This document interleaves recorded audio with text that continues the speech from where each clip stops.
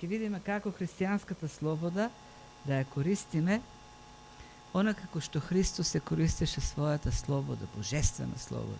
Тој е како Бог. Има најмногу слобода од сите, а во исто време и најмногу се ограничи во својата слобода. И тоа е контекстот што преовладува во голем дел од 8-та, 9-та, 10-та глава на првото послание до Коринтијаните, па дури гледаме влегува и во 11-та глава. Очигледно дека коринтијаните имале проблем, некаков проблем, малку порано во 8-та глава самиот апостол Павле пишува дека добил писмо од нив, го прашале за некои работи, биле во недоумица коринтијаните за тоа што да прават во поглед на некои нешта кои за нив били проблем, кај нас денес, за нас денес и не се кој знае каков проблем. Тоест, месото што го купувале, обично место што се продавало тогаш во маркетите, во месарниците, на пазарите, претходно било принесувано на како жртва на идолски богови, пред идоли, во идолски храмови. И христијаните, она што за нив представувало проблем, е дали можат сега да јадат такво месо. Месо кое претходно било жртвувано, претходно било посветено на некој Бог. Како што кажав, денес ние немаме таков културен проблем и во голема мера некои конкретни ситуации кои апостол Павле овдека ги запишува, не се за нас актуелни. Ние купуваме месо, освен оние што се вегани или како ги викат, останатите христијани си купуваат месо. Сега пред 1 мај, пред Великден, предпоставам и ние повеќето од нас си купија јагниња, за првомајската скара, па и пред некој ден бевме да купиме и за нашите гости. Но сестра Роси, кога прашуваше за месото, не праша дали ова месо било претходно пренесувано во жртва на некој Бог. Единственото што ме прашуваше колку пари кошта. Да не е многу скапо. Тоа не интересираше. Но во тоа време било поинаку. Денес никој не принесува прво месо на некој Бог, па потоа да го продава во месарницата. Но и така да ова прашање за нас не е актуелно. Дали можеме со слободна совест да јадеме месо од месарницата? Но има едно друго прашање, кој стои зад ова прашање, кое е валидно за сите христијани. Ке видиме овде дека има принципи вклучено, кои се валидни за цело време. А принципот овдека е, имаме слобода во Христос, како да ја користиме. Тоест, како таа слобода, во кои ситуации да ја ограничуваме таа слобода. Како да донесеме решенија за правилно да ја користиме слободата, да ја употребуваме слободата во Христос. Ова прашање апостол Павле веќе го разгледа во 8 глава, цела 8 глава е посветено на тоа прашање. Меѓутоа гледаме дека имало потреба тој да даде и некои до објаснувања на крајот на 10 глава. Ме разбирате, нели? Некои думи, да. Сега може да видите дека јас зборам не само на расипан български, но можем и многу убаво на македонски да зборам. Така да немам говорна мана кога зборам бугарски, така. Добро. Така. Така да гледаме дека овдека на крајот на 10 глава се враќа на ова прашање. Прашање е въпрос. Да. И така. Но пред да продолжиме, овие работи се важни, да видиме кои се клучните работи кои апостол Павле ги повторва во овој текст. Има еден збор кој го гледаме еднаш, 2 пати, 3 пати, 4 пати. Совест. Совест. Совеста, вели, е многу важна. Совеста за христијанинот е важна. Очигледно дека овдека апостол Павле говори за користење на христијанската слобода на начин на кој нема да ја засегне совеста на човекот. И тоа не само совеста на христијаното, кој совеста тој говори и за другите Не само собствената, туку совеста или на некој друг христијанин, па дури и совеста на некој кој не верува. Така да христијанинот во користењето, во практикувањето на слободата во христијанството треба да внимава и на другите. И тоа не само на другите христијани, туку дури и на оние кои не веруваат. Зошто, како што понатаму се објаснува, тој може да стане пречка, па дури и за оние кои не веруваат. Тоест, значи, како да се справуваме со тие прашања? Ние живееме во сериозно време во кој многу искушенија се така доста деликатни и бараат и ум, но бараат и една образована совест, за да може да донесеме прашања кои ќе го прослават Бог. Решенија кои ќе го прослават Бог и кои, нели, ќе не задржат во верноста во Бог. Ќе видиме во овој текст, всушност, апостол Павле ги разграничува проблематичните луѓе во црквата на две групи. Имаме и овие групи на луѓе ги има во сите цркви, во сите времиња. И ќе видиме зошто ги има насекаде. Има либертинци, либертијанци или како сакате, и има легалисти. Тие се двата краја на спектарот на користењето на христијанската слобода. Либертинците се христијани кои имаат, така да кажеме, хипоактивна совест или закржлавена. Тоест, не лачи многу вина, слабо излачува вина, слабо работи. Тие се тие луѓе во црквата кои чуле дека апостол Павле говори за слобода од законот. Ние веќе не сме под закон. Ние сме слободни од законот во Христос. Меѓутоа, тоа толку силно одекнало во ушите на луѓето, на тие луѓе, што друго и не чуле. Ние сме слободни и можеме да правиме што сакаме. Тоест, до таму ја разлекле христијанската слобода, што буквално почнале да се коцкаат со неа, како еден вид хазардерство со христијанската слобода. Како и да било ограничување на моралното поведение ги предизвикувал, т.е. се спротивставувале на тие ограничувања, така можеме да ги наречеме морални либертинци или либертијанци, како сакате. И овде апостол Павле им се обраќа ним и им вели: вие им треба, има случаеви, ситуации во кои христијанската слобода се ограничува. На другиот пак крај таму, на тоа поле, на тој спектар на христијанската слобода се легалистите. Тука се легалистите. Или тие имаат така хиперактивна совест. Многу лачат вина. Многу хормонна вина излачуваат во човекот.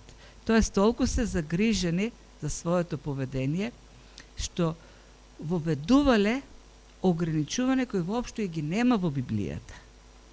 Тоест, правила за тоа што смееш да правиш, што не смееш да правиш, кои се чисто непотребни, не се нужни и не ги нема воопшто во Библијата. Ко, например, да се наложи на маж да носи мустаки. Тој мора да има мустаки за да биде вистински христијанин. Имало такви христијани во Бугарија, наречните инчевисти, кои веле сите мажи мора да носат мустаки. И тоа е тоа. А пак сите жени во црквата мора да имат шамии. Тоа, за братки. И оние кои не се придржуваат кон тие правила, не се христијани. Тие се осудувани. Не. Така да, другиот крај, нели, оние кои што налагаат правила и сите треба да се сообразуваат со тие правила, тоа се легалисти. И апостол Павле пишува и на такви во овој дел. Значи, пишува на оние кои претерале со слободата и оние пак другите исто така на оние кои претерале со ограничувањата, со правилата, со човечките правила. И ако повнимателно нели го разгледаме текстот, ќе видиме дека и таа поделба некако е и етничка. Тоест во црквата имало евреи и имало неевреи, елини. Евреите налагале, држале да се применува во се Мојсеевиот закон, тоест се она што е забрането со Мојсеј да се ограничува, додека пак елините кои биле свикнати така на послобода, на послободен живот, се спротивставувале на било какви ограничувања. И така апостол Павле гледаме како ќе видиме дава конкретни ситуации овдека и на крајот општи принципи кои се или адресирани на едните или пак на другите. И тоа е постојано шета, се движи од едните кон другите. Прво на едните им збори, потоа на другите, па пак се враќа на овие, па пак оди кон другите, така да ги опфаќа сите. И на крајот дава, за да нема никаков сомнеш, некои општи принципи на крајот. Така да, така е поделен овој текст. Специфични случаеви, во црквата какви што ги имало тогаш, и на крајот некои принципи кои важат за сите времиња. И кога говориме за конкретните случаеви и тие и општи принципи, кажавме дека иако можеби не се блиски културно овие проблеми за нас денес, но легализмот и либертинизмот си постојат во различни форми.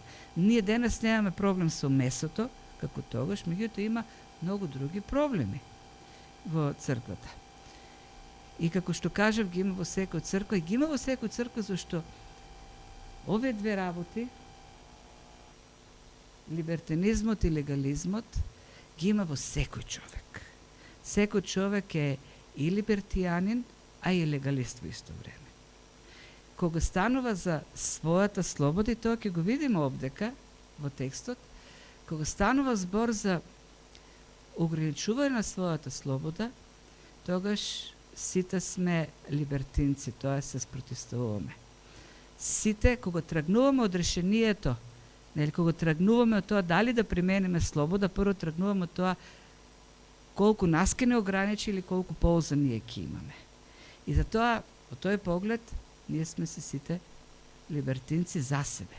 Но кога станува збор за поведението на другите, пак сите сме легалисти.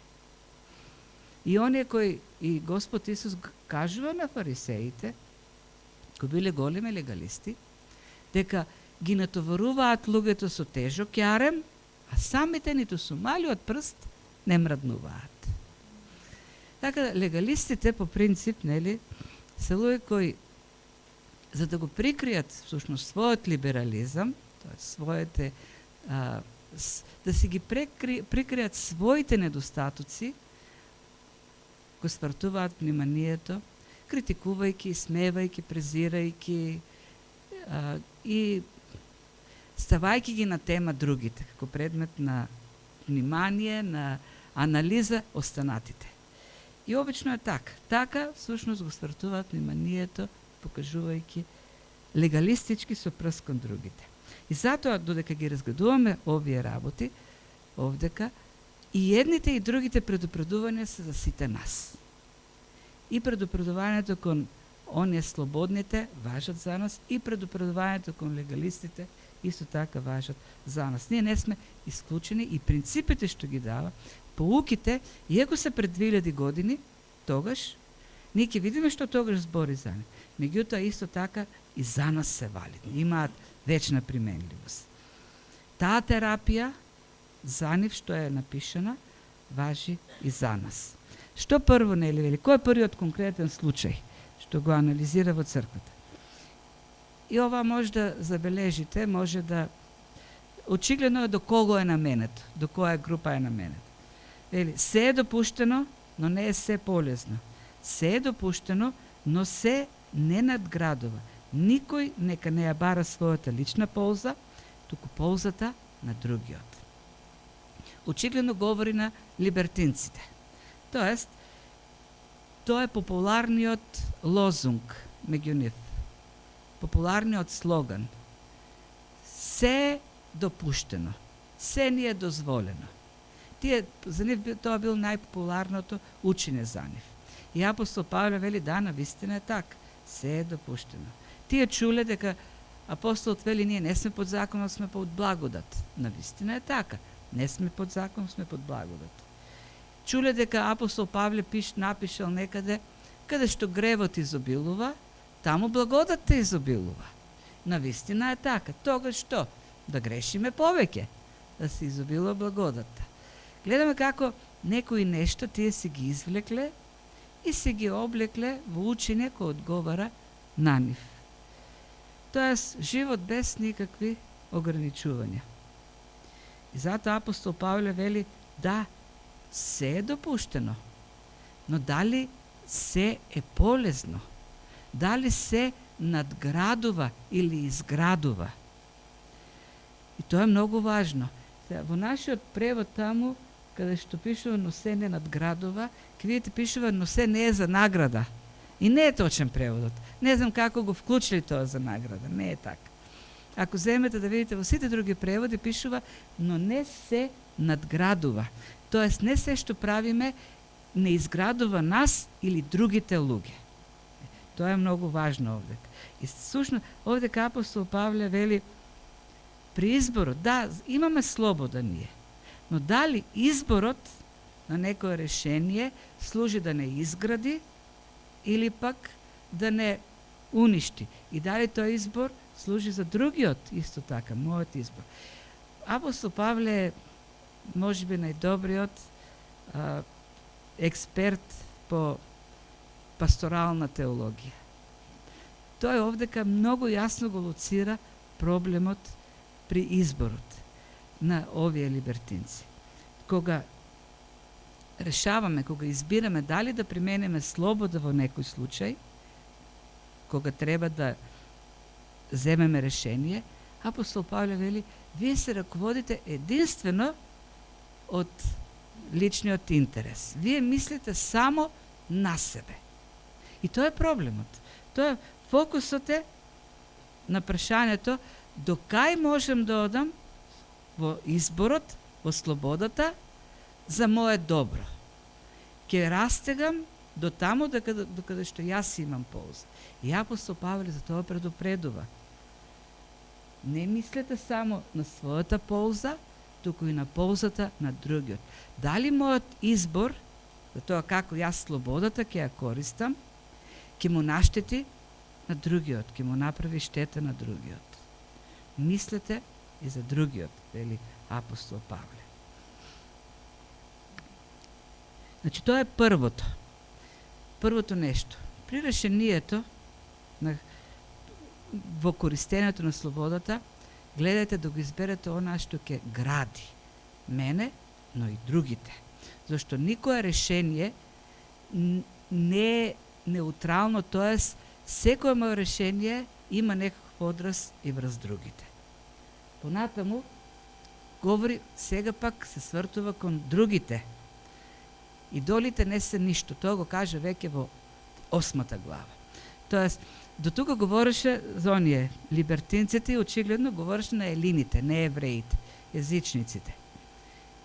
И слушале овдека евреите, тоест легалистите. Представете си, ова послание било напишано до луѓе во црква, во конкретна црква. И некој го читал тоа послание за прв пат. Дали епископот, дали презвитерот, некој читал.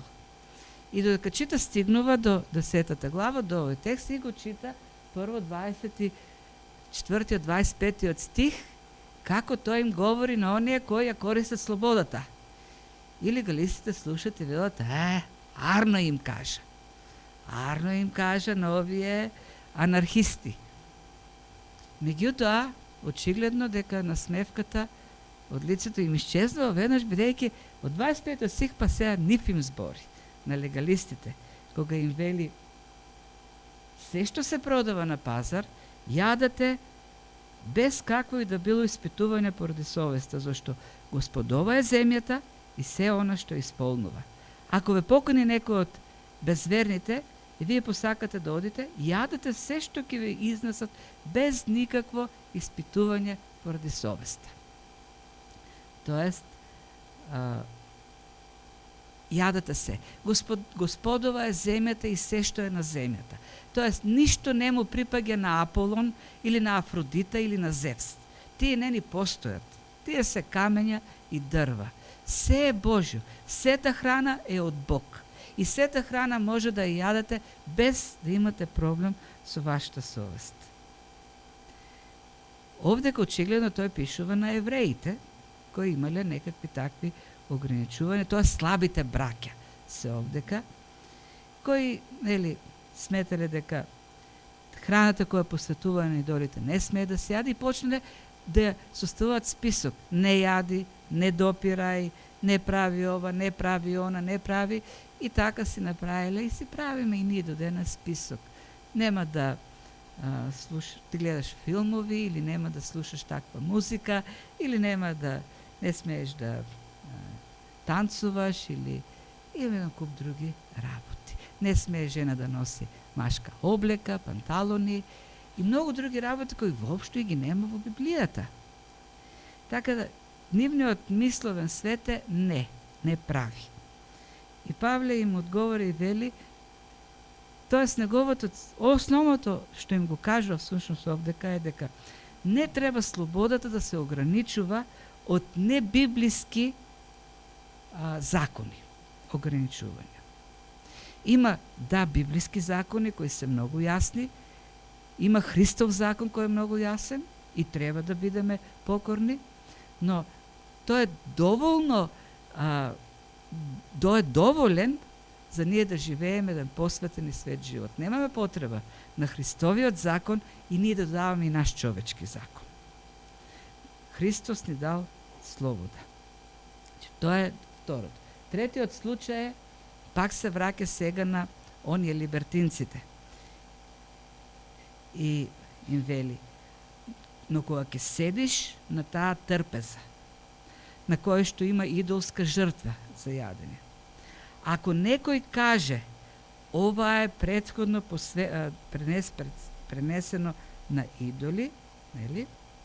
Заради тоа што тој ти го кажал тоа, тогаш немој да јадеш.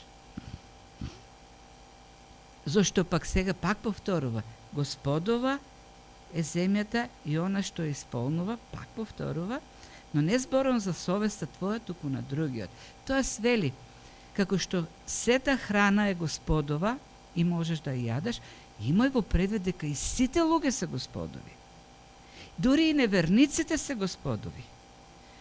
Тие се Христови, оние за кои што нели Христос изработил спасение и немојте вие пак сега нивната совест некако да ја натоварите и да поставите пречка за тие да поверуваат во Христос. Тоест, каков е нели овдека случајот? Елините, тоест овие либертинци, немале проблем, никаква грижа на совеста, да јадат таква храна. И апостол Павле им вели, јади си слободно. Меѓутоа, ако таму на трпезата некој каже, предупреди дека оваа храна била идолска, тогаш ограничија слободата. Заради љубовта кон другиот. Љубовта ја ограничува слободата. Зашто таму може да има евреин кој ќе биде соблазнет. И тука апостол Павле се враќа на еден случај кој не бил толку далеко во времето, само 200 години пред да го пишува ова. Антиох Епифан, еден од елинските цареви, во Ерусалим почнал страшни гонења против евреите и ги терал во храмот додат. Во храмот поставил идоли на Зевс и на други богови грчки. И таму принесувал жртви на тие идоли и ги терал евреите да јадат од тие жртви. И сега апостол Павле, знаејќи каков проблем имат во совеста, им вели на тие христијани кои без проблем јадат. Ако има таков евреин меѓу вас, немојте да јадате. Зашто ако тој не поверувал, нема никогаш да поверува заради вас, а ако пак поверувал, ти можеш да го соблазниш.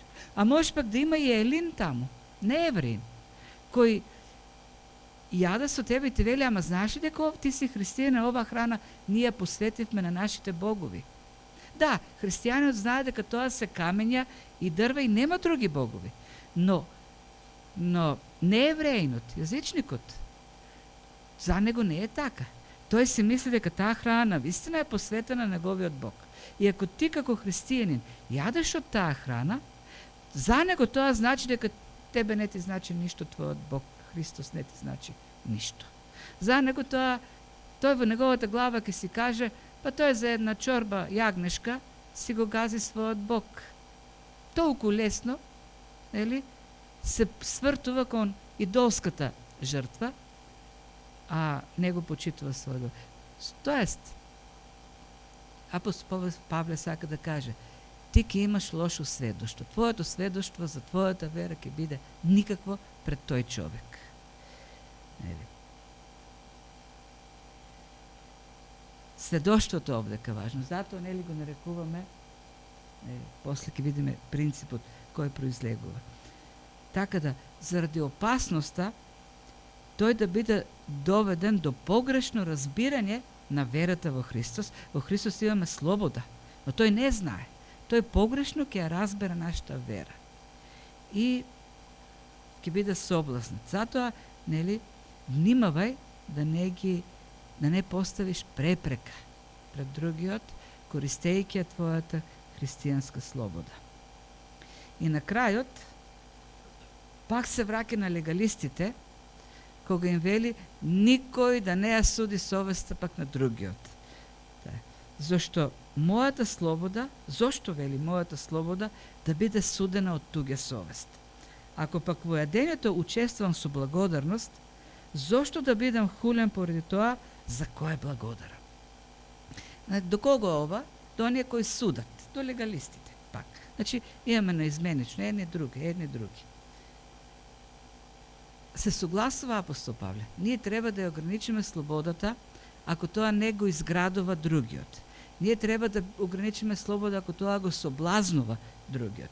Но овдека им кажува сега на легалистите, на оние кои велат дека се слаби во верата и така натаму, па немојте да манипулирате на крајот на краиштата. Ако вие сте слабите браќа или сестри, треба и да пораснете. Тоест немојте постојано да го користите тоа за да ги ограничувате другите. Има една таква секуларна верзија која се користи како манипулација не само во светот, да кажем. Например, велат вака. Нели, љубовта треба да биде безрезервна и треба да биде безусловна. Што ме така, ти треба мене да ме прифатиш со сите мои слабости. Бидејќи, еве, јас сум послабиот, а од друга страна пак, ти треба да се ограничиш, ти треба да ме прифатиш со сите слабости, а ти да се ограничиш во сите оние нешта кои мене ми пречат, во сите твои убедувања, постапки и така натаму. Ме прифаќаш безрезервно, а од друга страна се ограничуваш од се што пак мене ми пречи. Го има тоа денеска, например, во оние, така ги нарекуваат, маргинализирани групи. Например, хомосексуалците. Тие велат, треба да не прифатите какви што сме. А од друга страна пак треба вие да се ограничите од било каков говор кој нас ни пречи. Нели? Така. Ние можеме се да правиме на улиците и паради и се, но вие ќе треба да се затворите во гета и да не ни пречите во ништо. Внимавајте говор на омраза. Нас тоа многу не повредува. А они можат секаков говор на омраза да употребуваат кон другите и да велат вие сте шовинисти, вие сте хомофоби и така натаму. Овие апостол Павле тоа го свртува пак не во црквата и вели да, слабите треба да го носат, силните треба да ги носат слабите. Наистина е така. Меѓутоа, нели треба да пораснат тие слаби? До кога? Нели ќе бидат добар. Затоа вели, немојте вие постојано само да судите, да ја судите совеста на другиот. Немојте, тоа не е љубов. Не е љубов кога ти почнуваш да злоупотребуваш, да манипулираш и да го тиранизираш оној кој библиски, со благодарност, ја користи својата христијанска слобода. Слабите да внимаваат да не ги манипулираат другите со својата слабост. Така да гледаме како тој цело време се обидува да балансира, за да спречи било каква крајност. Нито едната, нито другата. И потоа почнува со оние основните принципи. Во следните стихови од 31 па натаму. Така, разгледа неколку конкретни случаеви и се вели сега, ако на некој се уште не му е јасно што сакам да кажам, еве сега во без конкретни случаеви, но општи принципи, ќе да објасниме како да ја користите својата слобода. И првиот принцип е доксолошки или пренесување на слава на Господ. Тоа доксологија значи прославување. И така било да јадете, или да пиете, или нешто друго да правите, сето тоа правете го за слава Божја. Тоа е многу важен принцип. Јас имам слобода. Но во носењето на решението дали ќе ја користам слободата, основното прашање треба да биде дали јас на тој начин ќе го прославам Бог. Или пак ќе донесам хула против Бог. Водечки принцип. Дали Бог се прославува? Сега, и тоа не е само за недела наутро, тоа е еден принцип кој треба секојдневно да се применува. Значи, ние гледаме на нашите служби како на данокот. Ние имаме данок кон државата. Колку? 10%. Си го платиме и потоа сме слободни. Си правиме се другото што сакаме. И велиме, одиме во неделна црква, пееме, се молиме, си го платив данокот и сега од понеделник, па со следната недела, си живеам како што си сакам. Не вели, ова е принцип кој треба постојано во секој решение да се применува. Дали јас со своето поведение, со своето решение, со својата слобода, му пренесувам слава на Бог. Или пак не. Друго, друг принцип, на заедничко изградување. Тој како принцип ова го дава оно што го видовме уште од порано. Не станувајте соблазна ни за јудејците, ни за елините, ниту за црквата Божја. За никој да не бидеш соблазна. И тука разграничува христијани на крајот, црквата Божја, и претходно има евреи кои не се христијани и елини кои не се христијани. И христијани во црквата. На никого да не бидете соблазна. Тоест, со својата постапка внимавај да не поставиш некаква пречка. Зборот овдека што е соблазна значи препрека, препъване, сопнување или пак таков товар кој тој ќе го носи и не може да го носи, тоест ќе падне под товарот. Тоа е идејата на зборот. Тоест дали ќе бидеш ти товар или благослов, дали тоа твое решение ќе принесе, ќе го турне напред, да оди уште посилно по патот или пак ќе го отежни. Да. Зошто нашите постапки, и нели го кажа веќе, не се од полза или штета само за самите нас, туку и на другите. Например, наједноставно нешто, денето редовно во црква. Ако ние не одиме редовно на црква, тоа не е само за ние така даваме пример да, тоест, обесхрабруваме и други да одат или да не одат. Обесхрабруваме да не одат или охрабруваме да одат. Така. И овие два принципа, доксолошкиот, кој е наменет за прославување на Бог, и овој за заедничко изградување, гледаме како се врзани со оне основни, во што се сумира целиот закон во Стариот Завет. Кога го прашаа Христос, како можеме, нели, на што да го сведеме, љуби го Бог со сето срце, душа, ум, тело и ближниот како себе си. Во моето решение на користењето на слободата, прво, мислам на Бог дали ќе го прославам и дали ќе го направам добро на другиот. Третиот принцип е сотериолошки или се однесува на спасението. Видете Павле што вели? И јас им угодувам на сите во се и не ја барам својата полза, туку ползата на мнозина, за да бидат спасени тие. Во 9 глава тој кажа, за гркот станувам грк, за евреинот станувам евреин, за робот станувам роб, за слободниот станувам слободен, за сите станувам како сите, за да придобијам некој, да спечелам некој за Христос. Таму е основниот, крајната цел на мојата служба, вели Павле, на мојот живот е да спасувам луѓе. И овдека го повторува во користењето на слободата. Јас мојата слобода ќе ја користам на таков начин или нема да ја користам за да спасам друг. Ако користењето на мојата слобода спречува луѓе да дојдат до Христос, јас ќе ограничам. Ако мојата слобода, ако мојот легализам, ограничувања пак ги спречува да дојдат до Христос, ќе ги тргнеме и тие ограничувања како евреин од законот. Се правам се сообразам со секој. Тоест, јас сакам такво сведоштво кое луѓето ќе ги привлече во Христос. Зашто мојот живот, моите избори можат да создадат представа за моето христијанство за подсмев, тоест луѓето да си кажат: тоа ли е христијанство? Тоа ли е христијанин? Или пак восхит да создадат и да кажат: ова јас го сакам. Тоа е крајната цел на апостол Павле. Моите решенија, мојот живот да предизвикат восхит кој ги привлече луѓето до Христос. Тоест, јас сакам да бидам огледало кој ќе одразува таа преобразувачка сила која Евангелието го носи во животот.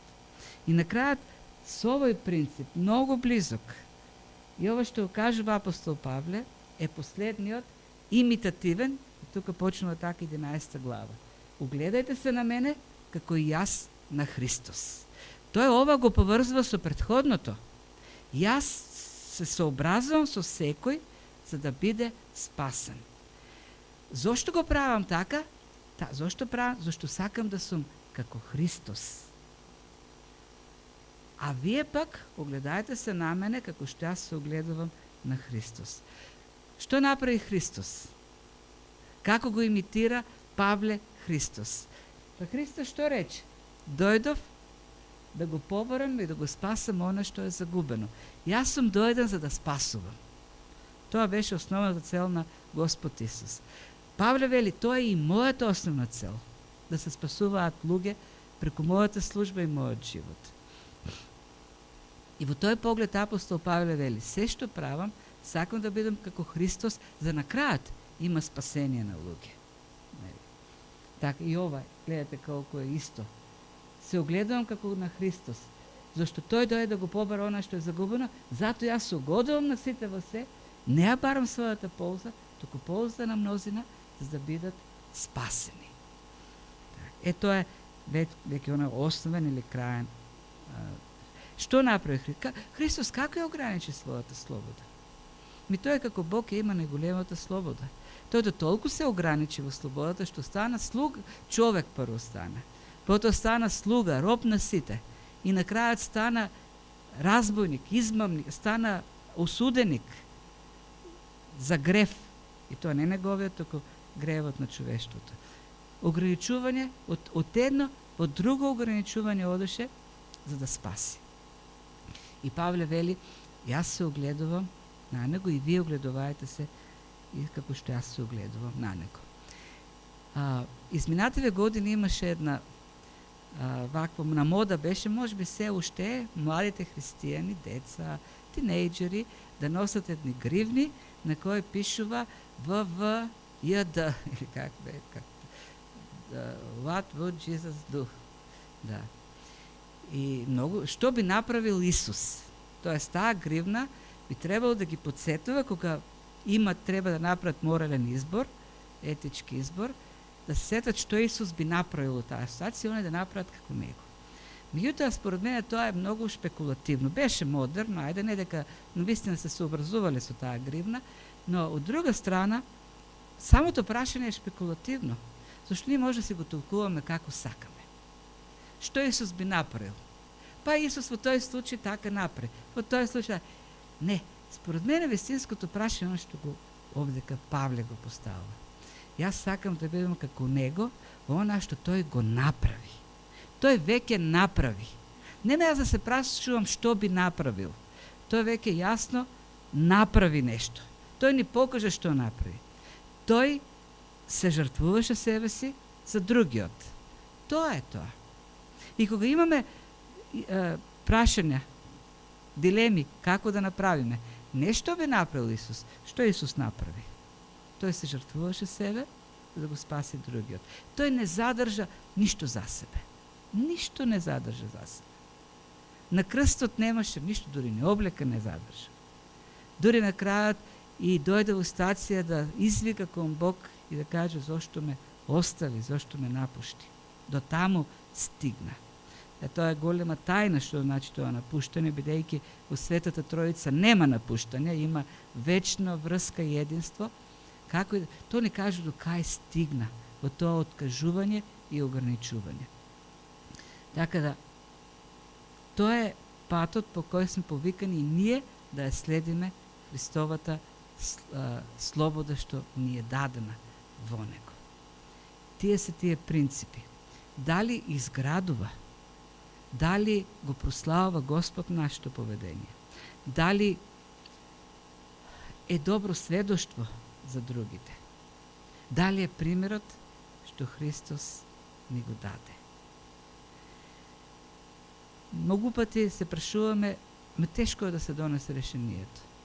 Тешко е зашто сакаме секој решение прво да го нагодиме кон нашите вредности, нашите стандарди, нашите принципи. Ако ги имаме овие Христовите, е лесно. Јасно е. Тоест, од јасно, појасно кажано. Тоа е Господ да ни дава сила и мудрост да го живееме тој живот што и така да ја практикуваме слободата, не со непотребни ограничувања, кои ги нема воопшто во Библијата, кои не се ни воопшто важни. Оние суштинските се важни. Оние што Христос ни го дава. Дали ќе носиме часовник или некако што некои христијани во тоа време дали забранувале, не е воопшто важно. Важно е како користиме времето што ќе го покаже тој часовник.